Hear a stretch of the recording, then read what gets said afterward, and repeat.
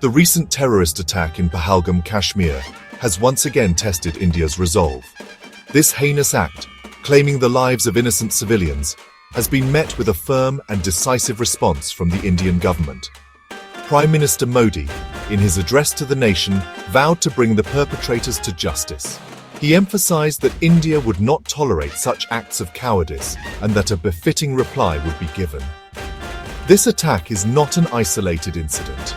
It is a grim reminder of the persistent threat of terrorism that India has been facing for decades. The historical context of India's military strategy against terrorism has been marked by a policy of restraint. India has always sought to resolve disputes through dialogue and diplomacy, even in the face of grave provocations. However, this restraint should not be mistaken for weakness.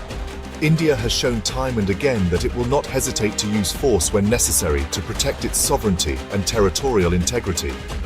The surgical strikes conducted by India in response to previous terror attacks are a testament to this resolve.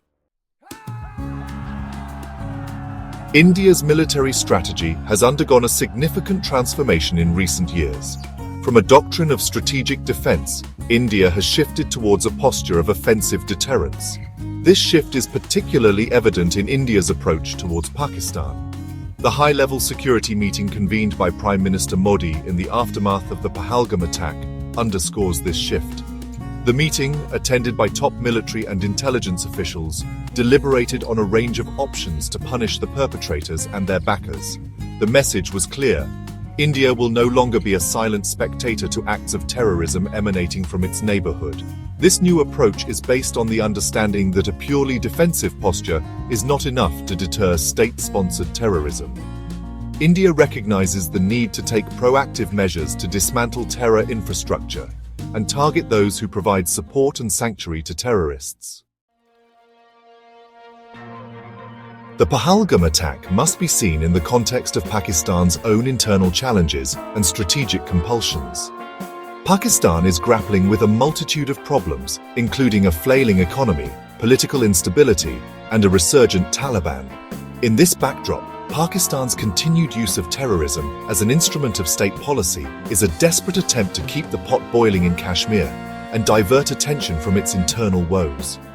The attack is also aimed at internationalizing the Kashmir issue and garnering sympathy for its flawed narrative. However, Pakistan's gambit is unlikely to succeed. The international community is increasingly cognizant of Pakistan's role in sponsoring terrorism. The recent FATF grey listing of Pakistan is a case in point. India faces a strategic dilemma in responding to the Pahalgam attack. While there is a strong public sentiment for immediate and decisive action, India must weigh its options carefully. A full-scale war with Pakistan is not in anyone's interest. Instead, India should pursue a strategy of calibrated responses that inflict maximum damage on the terrorist infrastructure while minimizing the risk of escalation. This could involve a combination of kinetic and non-kinetic options, including targeted airstrikes, covert operations, and diplomatic pressure. Patience is key in this strategic chess game. India must not allow itself to be drawn into a hasty response dictated by Pakistan's timetable. Instead, India should choose its time and place for retaliation, keeping the element of surprise on its side.